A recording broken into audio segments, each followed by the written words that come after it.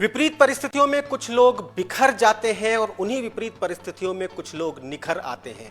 जो बिखर जाते हैं वो इतिहास बनकर रह जाते हैं और जो निखर आते हैं वो इतिहास बनाते हैं। जी हाँ, थॉमस अल्वा एडिसन के जीवन में उस समय अंधकार छा गया था जब उन्हें मंदबुद्धि कहकर स्कूल से निकाल दिया गया था, परंतु उन्होंने उसी अंधेरे को हथियार बनाया और उसी अंधेरे में उन्होंने मेहनत की और मेहनत करके इस पूरी दुनिया को बल्ब का आविष्कार करके रोशन कर दिया। दशरथ पुत्र श्री राम को राज तिलक के ठीक एक दिन पहले वनवास का आदेश मिला। उन्होंने उस अंधियारे से 14 साल तक युद्ध किया और रावण पर विजय करके, श्रीलंका पर विजय करके उन्होंने दीपावली जैसा एक उज्जवल त्यौहार दिया। उन्होंने पूरी दुनिया को रोशन कर दिया। जी हाँ, बिल्कुल। यंग इंडिया सक्सेस मंत्रा में हम भी आपको कुछ ऐसी ही बातें बताते हैं, कुछ ऐसे एक्सपर्ट से मिलाते हैं जो आपको निराशा के उस अंधकार से बाहर लेकर आते हैं, आप में हौसला जगाते हैं, जिससे कि आप इन कंपटीशन एग्जाम्स को क्रैक कर पाएं, जिससे कि इन कंपटीशन एग्जाम्स में आप सफलता प्राप्त कर सकते हैं। तो लीजिए प्रारंभ करते हैं आज का एपिसोड।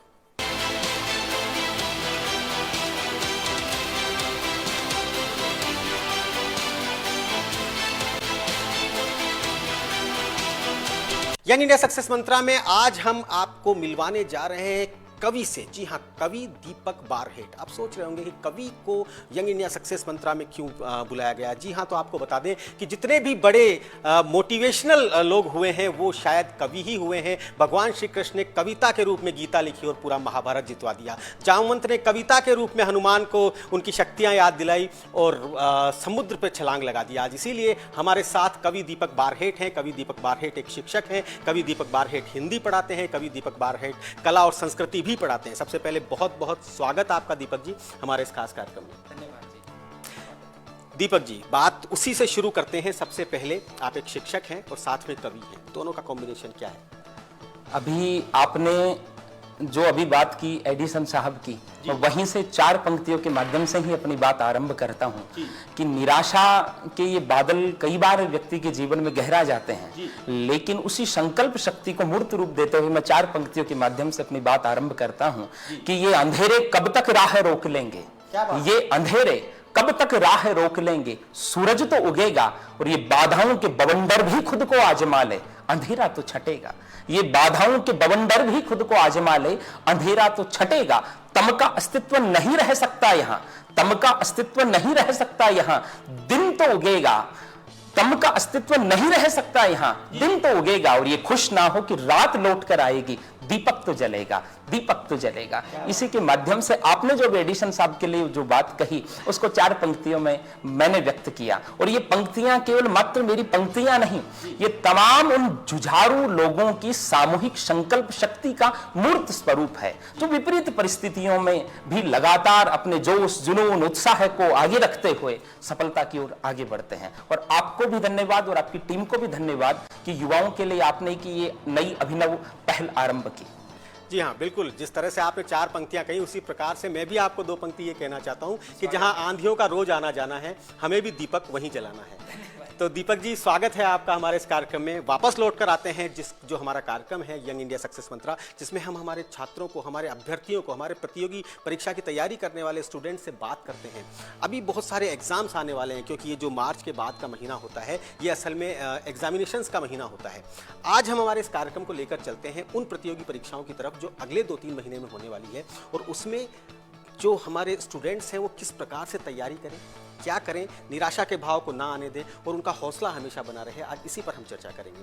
सबसे पहले तो पूछना चाहूंगा कौन कौन से एग्जाम्स आपकी नज़र में हैं जो कि आने वाले हैं अगले 3-4? फिलहाल तो रीट की परीक्षा की तिथि स्थगित कर दी गई और वो 20 जून मुकर्रर की गई है।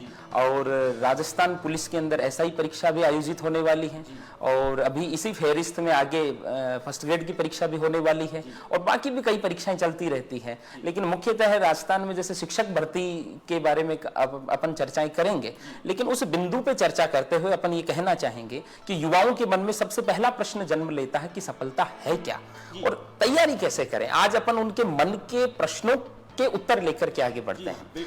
पहली बात तो सफलता क्या है। तो मेरा ये मानना है कि आप जिस भी क्षेत्र में हैं उस क्षेत्र में यदि आप उच्चता प्राप्त कर रहे हैं तो वही सफलता है। जिस भी क्षेत्र में है यदि आप उसमें उच्चता प्राप्त कर रहे हैं तो वही सफलता है। तो अगला प्रश्न मन में जन्म लेता है कि सफलता प्राप्त करें कैसे। तो इसके लिए मैं हमेशा विद्यार्थियों को, अभ्यर्थियों को, प्रतियोगियों को एक ट्रिपल डी फॉर्मूला की बात किया करता हूं। 3 चीजें सफलता प्राप्त करने के लिए बेहद आवश्यक है। ट्रिपल डी फॉर्मूला क्या है? पहली बात तो डेडिकेशन। आप जो प्राप्त करना चाहते हैं उसके प्रति आपके मन में निष्ठा है या नहीं, कितना समर्पण है, यह बेहद आवश्यक होता है। दूसरा होता है डिटर्मिनेशन, दृढ़ निश्चय, यह बेहद आवश्यक है। और आपने अभी भगवान कृष्ण की चर्चा की तो संतुष्ट सततम योगी यतात्मा दृढ़ निश्चय है, जिसके आत्मा में दृढ़ निश्चय है वो तो ईश्वर को भी प्रिय है। और तीसरा डी मैं बोलता हूं डिसिप्लिन, अनुशासन। ये 3 चीजें जुड़ करके सफलता के शिखर की ओर हमें लेकर के जाती है। तो सफलता प्राप्त कैसे करें? ये 3 गुणों को हमें अपने भीतर जज्ब करना पड़ेगा, जन्म देना पड़ेगा। अभी विद्यार्थियों के मन में सफलता को लेकर के कई मिथक बने हुए हैं कि बहुत प्रतिभाशाली बच्चे ही सफल होंगे, या बहुत अच्छे बैकग्राउंड से आने वाले, आर्थिक तौर पर, संसाधनों के तौर पर वही विद्यार्थी सफल होंगे। दीपक जी, एक चीज इसमें मैं आपको पूछना चाह रहा हूं, अक्सर आधी लड़ाई जो अभ्यर्थी हैं वो वहां हार जाते हैं जब अखबार में आता है कि इतनी पोस्ट थी और इतने फॉर्म भरे गए, तो वहीं वो अपना आधा हौसला खो जाते हैं कि एक सीट पर 100 अभ्यर्थी हैं या 1000 हैं या 5000 हैं। उससे कैसे पार पाएं, सबसे बड़ा प्रश्न है सर। इसके लिए मैं बड़ा सटीक उत्तर देता हूं कि जो हम प्रतियोगिता में देखते हैं, जो रेसिंग की प्रतियोगिता होती है उसमें बोल्ट का नाम सुनते हैं। बोल्ट तो पूरी दुनिया में एक ही है। यदि वो ये सोचता कि 7 अरब की जनसंख्या में मैं शिखर पर कैसे पहुंचूंगा तो शायद वो वहां नहीं पहुंच पाता। तो अभ्यर्थी को कितने लोग भाग ले रहे हैं ये नहीं देखना, उसे केवल इतना देखना होता कि एक पद है और मुझे वो प्राप्त करना है। और इसके लिए जो मैंने कहा कि सहजता और निरंतरता ये बेहद आवश्यक है। बचपन से हम एक छोटी सी कहानी सुनते आए हैं कि एक कछुआ था, एक खरगोश था। खरगोश ऊर्जा तो बहुत लगाता है, लेकिन सबसे बड़ी कमी क्या है कि नियमितता की कमी है, निरंतरता की कमी है। और जो कछुआ है वो बड़े सहज ढंग से उस अपने जो मार्ग है उस पर आगे बढ़ता है, लेकिन सबसे बड़ा गुण क्या होता है उसका? नियमितता, निरंतरता, और वो अपनी विजय की ओर अग्रसर होता भी है। ये तो बात हुई हर अभ्यर्थी के लिए, कोई भी एग्जाम वो दे रहा हो, चाहे से वो बोर्ड के एग्जाम भी क्यों ना हो, उनके लिए भी काफ़ी जरूरी है। आप जिन सब्जेक्ट से संबंध रखते हैं, जिन विषयों से आप संबंध रखते हैं, वो है कला, संस्कृति, हिंदी, संस्कृत। ये असल में सारे वो विषय हैं जो अक्सर लोगों को लगता है कि टफ है, दिखने में सरल दिखाई देते हैं, परंतु असल में वो कठिन होते हैं उनके लिए, और चमक दमक वाले भी नहीं हैं। तो इनकी तरफ अक्सर जो आपका छात्र है वो आकर्षित नहीं हो पाता। किस प्रकार से आप उन लोगों को जिनकी परीक्षाओं में ये सब चीजें आने वाली हैं, उन्हें किस प्रकार से आप कहना चाहेंगे? भाषा की ओर अग्रसर होने के लिए मैं विद्यार्थियों को सबसे बड़ी बात यही कहना चाहूंगा, यदि उस भाषा के प्रति आपका भावनात्मक जुड़ाव है, भावात्मक लगाव है, क्योंकि हर व्यक्ति का जो माइंड सेटअप है, हमारी जो वैचारिक क्षमताएं हैं, वो किसी भाषा के ताने बाने में ही बुनी हुई होती है। और मैं अमूमन जैसे कवि सम्मेलन की यात्राएं भी करता हूं, तो कविताएं जब पढ़ी जाती हैं तो एक आकर्षण तो अनुभूत होता है। वो चौथी पंक्ति पर जो तालियों का अंबार खड़ा होता है, इसका मतलब भीतर उस भाषा के प्रति एक जुड़ाव तो है, और भाषा को तो मां का दर्जा दिया जाता है, अपनी मातृभाषा शब्द हम प्रयोग करते हैं। तो यदि उस भाषा के प्रति मन में रुचि है, खासतौर पर जैसे मैं व्याख्याता परीक्षा और वरिष्ठ अध्यापक परीक्षा जो हिंदी विषय से पढ़ना चाहते हैं उनको ये कहूंगा, यदि भाषा के प्रति आपके मन में जुड़ाव है तो वो यात्रा आपके लिए थकान भरी नहीं होगी, वो यात्रा आपके लिए आनंद भरी होगी। साहित्य तो ज्ञान का और रस का संचित कोश है। यदि उस रस की अनुभूति करनी है तो हमारे हृदय को भी संवेदनशील होना पड़ेगा, सहृदय होना पड़ेगा। और जिन लोगों को यात्रा का आनंद आता है उनको मंजिलों की परवाह नहीं होती। परंतु उसी को मैं आगे बढ़ाते हुए पूछ रहा हूं कि किस प्रकार से, देखिए ये तो बात सच है कि जहां इंग्लिश परिवेश है, अंग्रेजी हम सभ्यता की तरफ बढ़ रहे हैं, वहां जिस एकदम से कवि सम्मेलनों का इतना आना और उसके प्रति लोगों की रुचि जगाना, ये कहीं ना कहीं संवेदनशीलता तो हर हिंदुस्तानी के मन में है।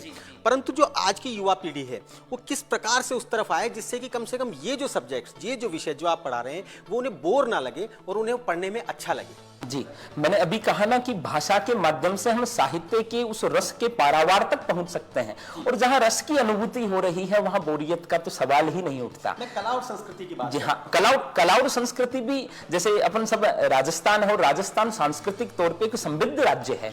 हमारी संस्कृति तो बड़ी आनंददायक रही है और हमारी जो इतिहास है वो भी बड़ा गौरवशाली रहा है, ठीक है। और रही बात एक व्यक्ति को मोटिवेशन किससे मिलता है कि आपकी परीक्षा में उस विषय की महत्ता क्या है, ये भी हमें मोटिवेट करता रहता है। सबसे बड़ी चीज। जी जी, मैं समझ रहा हूं आपके प्रश्न को कि अब जैसे विज्ञान वर्ग का विद्यार्थी है, वाणिज्य वर्ग का विद्यार्थी है, वो सोचेगा कि मैं हिंदी क्यों पढूं, मुझे तो उधर बढ़ना ही नहीं है। तो यहां मैं कहना चाहूंगा कि यदि आप सिविल सेवा में आना चाहते हैं, ठीक है, तो भले वो आईएएस हो, भले वो आरएएस हो, वहां आपको हिंदी विषय आना आवश्यक ही है।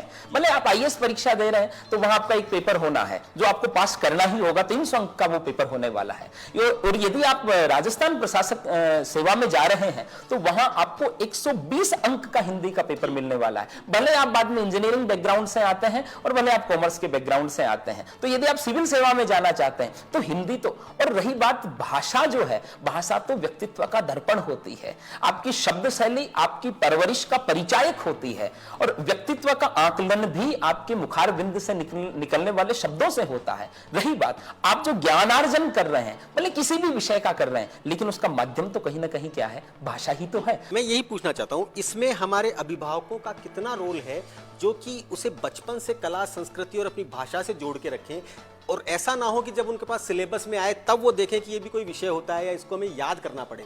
क्यों याद करना पड़े कला और संस्कृति? ये तो हमारे अंदर बसे हुए होने। ये एकदम सटीक प्रश्न किया है, लेकिन पिछले जो ये कालखंड गुजर रहा है, भले आंग्ल भाषा के प्रति गहरा रुझान हो, ठीक है, तो हम सांस्कृतिक तौर पे कहीं ना कहीं हमारा पतन भी हुआ है। संस्कृति कहीं ना कहीं पतन की राह पर भी आगे बढ़ी है, और उसी का परिणाम है कि कक्षा में हमें ये पढ़ाना पड़ रहा है। वरना तो बचपन से राजस्थान का तो कोई भी पर्व क्यों ना हो, भले किसी का जन्म हुआ हो, भले किसी का विवाह हो रहा हो, भले नूतन गृह में प्रवेश हो रहा हो, यहां तक कि भले किसी की मृत्यु हुई हो, ठीक है, संस्कृति के बिंदु तो हर जगह बिखरे पड़े हैं, और बचपन से हम इन चीजों को देखते आ रहे हैं। लेकिन विषय क्या है, आजकल शिक्षा जो है इतनी व्यावसायिक भी हो गई है, और जो शिक्षा प्राप्त करवाना चाह रहे हैं अभिभावक, वो भी मात्र केवल धन के माध्यम से बच्चों को बोर्डिंग में भेज दिया, बच्चे वहां पढ़ रहे हैं, तो पारिवारिक संस्कृति से दूर है। फिर वो बच्चे भी अपने उनका पोषण जो है ना अभिभावकों का, वो फिर वृद्धाश्रम भेज करके धन के माध्यम से ही करवाते हैं।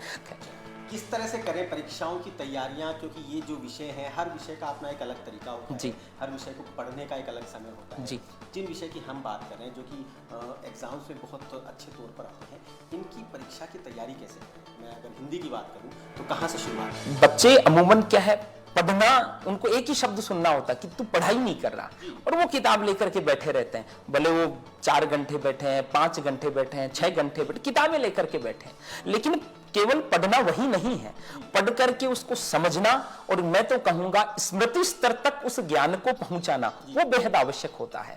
पढ़ने को तो हम अखबार भी पढ़ते हैं, लेकिन उसके कितने डेटा हमारे मस्तिष्क में स्थायी होते हैं, शायद बहुत नहीं हो पाते, ठीक है। इसलिए पढ़ने के साथ साथ अभ्यास बेहद आवश्यक है। कला और संस्कृति की बात कर रहे हैं, उनको पढ़ने का क्या तरीका होना चाहिए?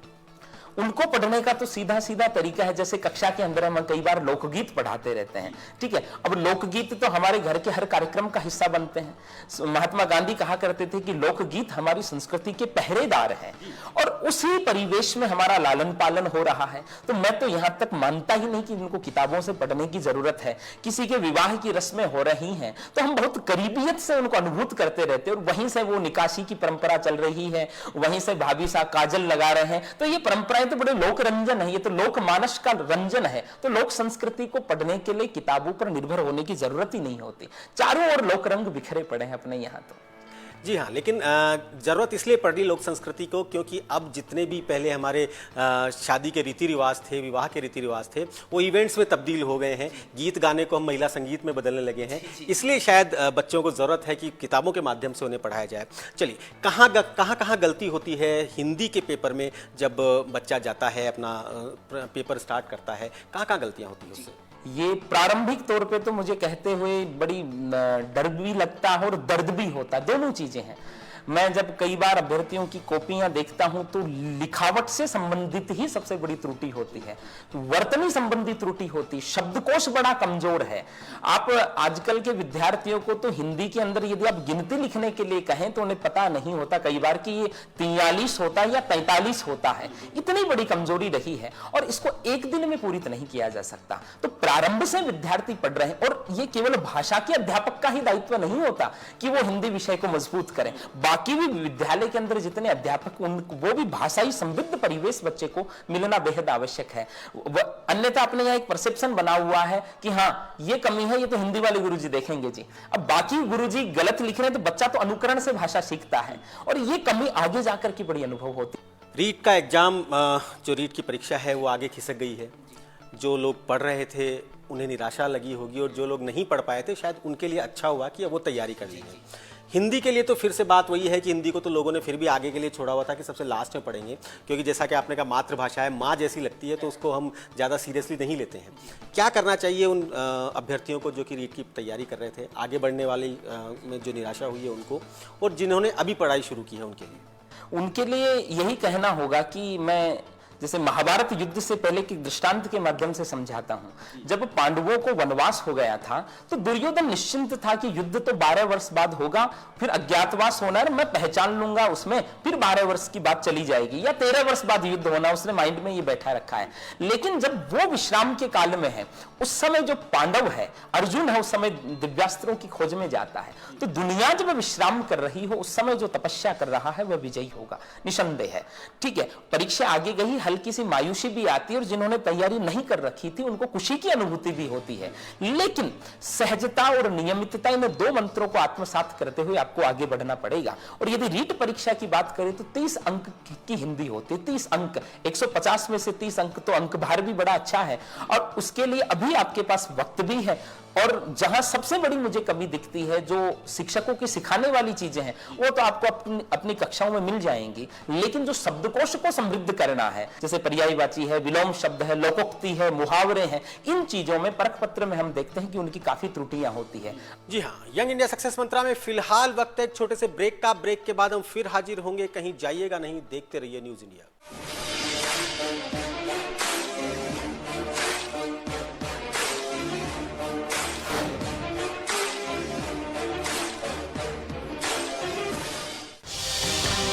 देश से दुनिया तक, गांव से शहरों तक, राजनीति से खेल के मैदान तक, हर खबर की होगी आपको खबर, सिर्फ न्यूज इंडिया पर।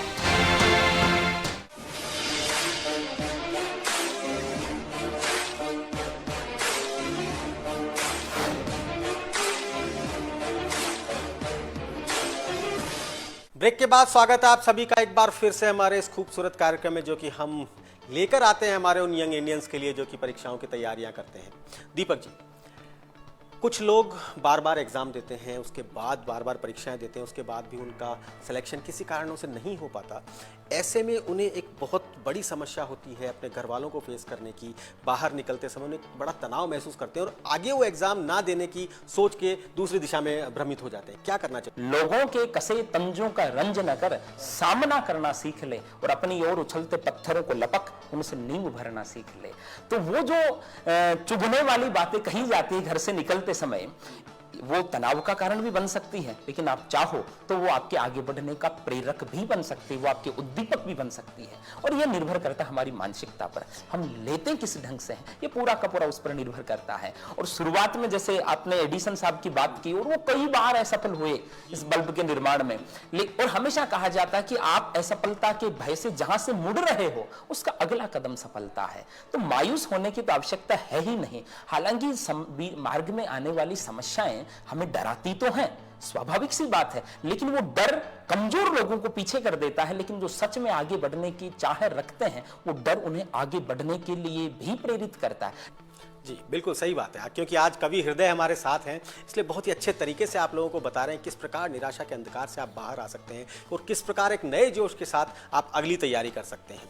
ठीक है, मान लिया कि पूरे जोश के साथ स्टूडेंट्स हैं जो परीक्षा दे रहे हैं, अभ्यर्थी एग्ज़ाम दे रहे हैं, परीक्षा दे रहे हैं, परंतु उसके बाद भी सफलता हासिल नहीं होती है।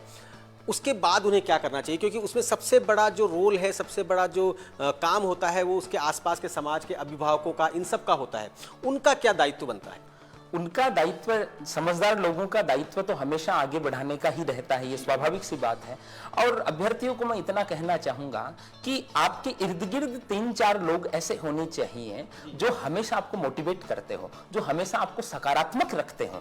ऐसे लोगों का सानिध्य, सत्संगति किम न करोति पुंसाम, सत्संगति लोगों के लिए क्या नहीं करती, सब कुछ करती है। और स्वामी जी हमेशा कहा करते थे, आप जैसा सोचते हैं वैसा बन जाते हैं, और आप अपने मस्तिष्क के पहरेदार बनिए, क्योंकि मस्तिष्क में गया हुआ विचार जो है कभी न कभी कार्य बनता है, कार्य से आदत बनती है, और आदत से व्यक्तित्व का निर्माण होता है। तो आसपास जो लोग हों जिन पे आप भरोसा करते हो वो सकारात्मक हो। इतना कहना चाहूंगा, जो नैराश्य भाव से घिरे हुए लोग हैं, जो नकारात्मक बातें करते हैं, ऐसे लोगों से आप दूर हो जाइए। यदि आपको सफलता की ओर आगे बढ़ना है, एकदम सकारात्मक ढंग से जो आपको हमेशा आगे बढ़ने की प्रेरणा देते हो, वही लोग आपके आसपास रहने चाहिए। सबसे ज्यादा जो महत्वपूर्ण दिन होता है वो परीक्षा के एक दिन पहले वाला होता है। कई जो छात्र होते हैं वो सब कुछ पढ़ा लिखा भी भूल जाते हैं तनाव के कारण, और कई लोग ऐसा होता है कि बहुत कम पढ़कर भी उसे बहुत अच्छे तरीके से परीक्षा देते हैं और उसमें सफल हो जाते हैं।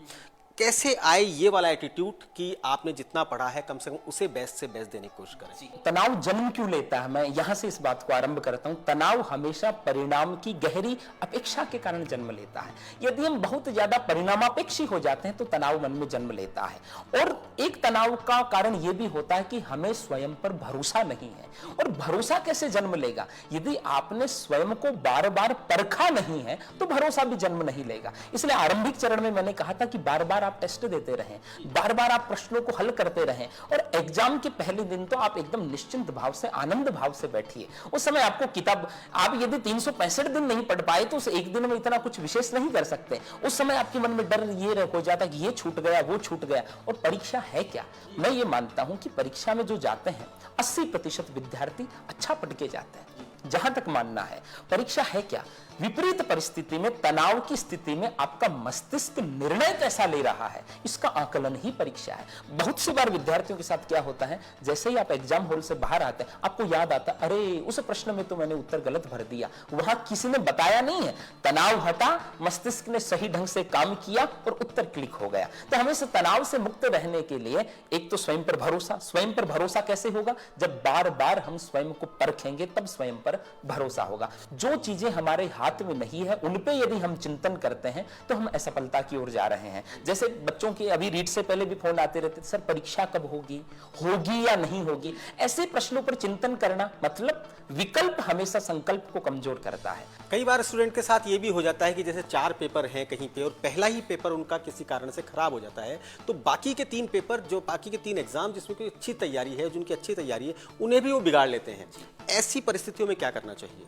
ऐसी परिस्थिति में अभी मैं, जैसे पिछली फर्स्ट ग्रेड हुई और उससे पिछली फर्स्ट ग्रेड हुई, तो जैसे कई विद्यार्थियों का फर्स्ट पेपर हुआ और फर्स्ट पेपर में किसी के 35 नंबर आ रहे हैं या 30 अंक ही आ रहे हैं मात्र, वो भयभीत हो गए कि आगे क्या होगा। ठीक है, लेकिन आपको परिणाम का पता नहीं है। आप ये ना सोचिए कि आप अकेले परीक्षा में बैठे, आपका ही खराब हुआ होगा। हो सकता है प्रश्न का स्तर ऊंचा हो, प्रश्न पत्र अच्छा आ गया हो, तो वहां 25 अंक प्राप्त करने वाले विद्यार्थी भी सेकंड पेपर में अच्छा यदि कर रहे हैं तो वो विजयी होकर के निकले और आज वो व्याख्या बने हुए हैं। तो केवल एक पेपर के आधार पर आकलन करना गलत होता है। परीक्षा का मतलब व्यापकता। किस तरीके से हमारा जो 15 दिन या 1 महीना होता है एग्जाम का, जिस समय पे अक्सर लोग टीवी बंद कर देते हैं, मोबाइल बंद कर देते हैं, सारे एंटरटेनमेंट खत्म कर देते हैं और एक भयंकर तनाव अपने मस्तिष्क पे ले लेते हैं, उससे कैसे छुटकारा पाया जाए? किस तरह का एंटरटेनमेंट उसे करना चाहिए जिससे कि वो रिलैक्स भी होते रहे और परीक्षा की तैयारी? इसके लिए मैं इतना ही कहना चाहूंगा, शुरुआत में हालांकि मैंने 2 बातें कही थी, सहजता और निरंतरता। जो कछुए की गति से आगे बढ़ रहा, फिर वो ऐसी स्थिति में पहली बात तो आएगा ही नहीं और लोगों से कट होने की जरूरत ही नहीं है। आप अच्छे माध्यमों से, जो अच्छा काव्य शास्त्र विनोदेन कालो गच्छति धीमताम, मनोरंजन भी ऐसा हो जो आपके मस्तिष्क को उन्नत बनाता हो। सबसे अच्छी समृद्धि मस्तिष्क की समृद्धि मानी जाती है। और एक विचार का कितना महत्व है, एक छोटी सी बात से मैं समझाऊंगा। ये मोबाइल पड़ा है, इसमें तकरीबन कितना वजन होगा? मैं आपसे पूछूंगा कितना वजन होगा? 100 ग्राम, तकरीबन 50 से 100 ग्राम होगा। आप इसे आसानी से उठा सकते हैं, मैं भी उठा सकता हूं।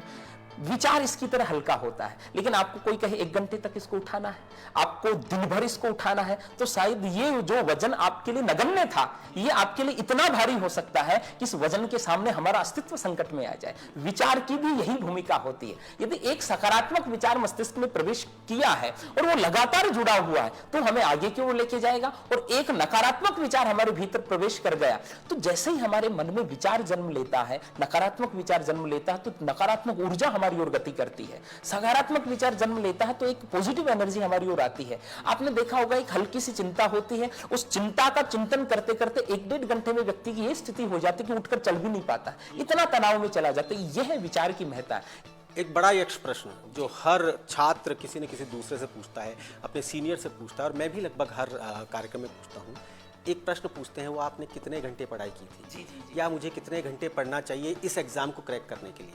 इसका जवाब क्या है? विद्यार्थियों की सबसे बड़ा प्रश्न कक्षा में भी रहता है, गुरुजी पढ़ते तो हैं, याद नहीं होता। ये बड़ा प्रश्न है। तो स्मरण शक्ति को तीव्र बनाने के लिए आप योग की सहायता ले सकते हैं, और योग की महत्ता को तो आज पूरा विश्व स्वीकार कर रहा है, तो ये आप जोड़ सकते हैं। और इसके लिए आवश्यक नहीं कि आप 10 घंटे पढ़ें, आप नियमित ढंग से, सहज ढंग से 6 घंटे पढ़ रहे हैं, 5 घंटे पढ़ रहे हैं, वो पर्याप्त है। लेकिन आप पढ़ने का मतलब केवल किताब लेकर के नहीं बैठे, उसको स्मृति स्तर तक लेकर के आना है, और बार बार पुनरावृत्ति वो बेहद आवश्यक है। क्योंकि एक अपने यक्ष प्रश्न ही चलता है, किसी गुरु ने अपने शिष्य से किया कि पान सड़े घोड़ो अड़े विद्या भी छड़ जाए, जगरा में बाटी जले बोलो चेला किन कारण। तो उन्होंने उत्तर यही दिया था, गुरुजी फेरी कोनी।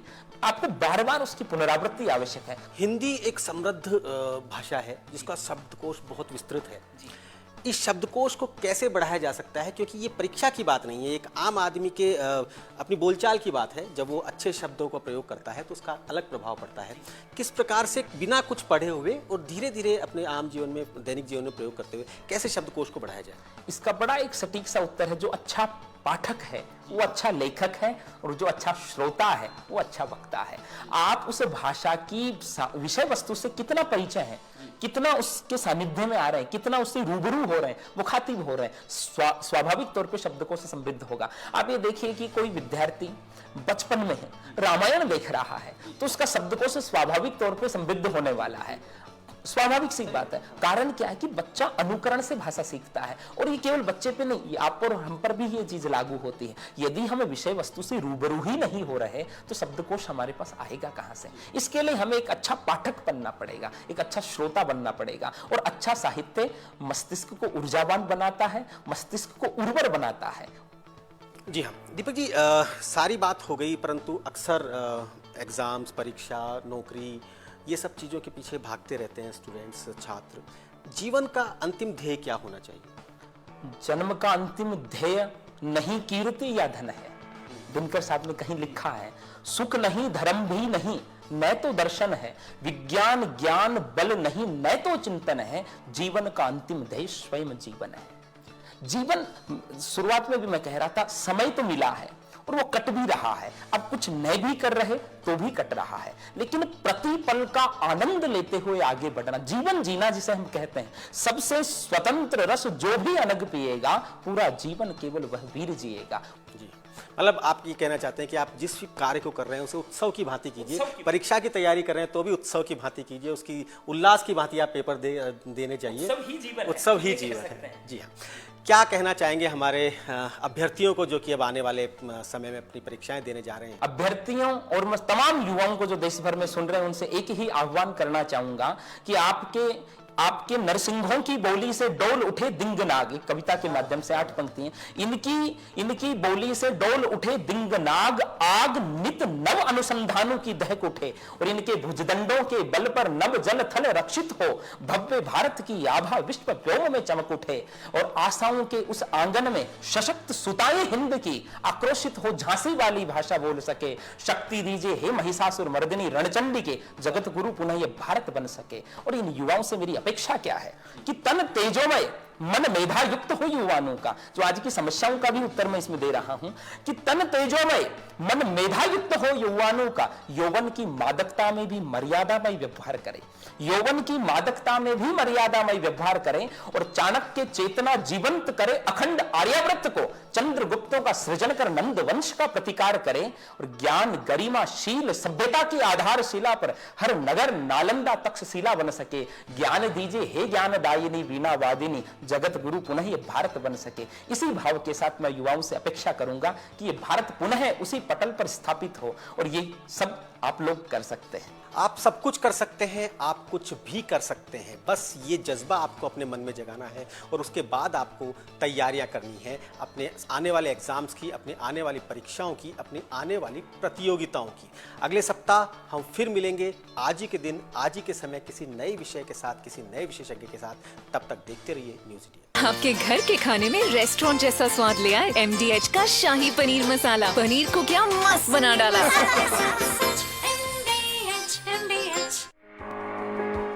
खेतों से, खलियानों से, सड़कों की बदलती सूरत से,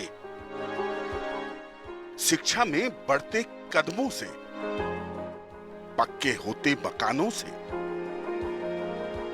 तकनीक से दक्ष किसानों से, खुशहाल होते गांवों से, बदलते वक्त के साथ बदलती गांव की तस्वीर, गांव से जुड़ी हर छोटी बड़ी बात से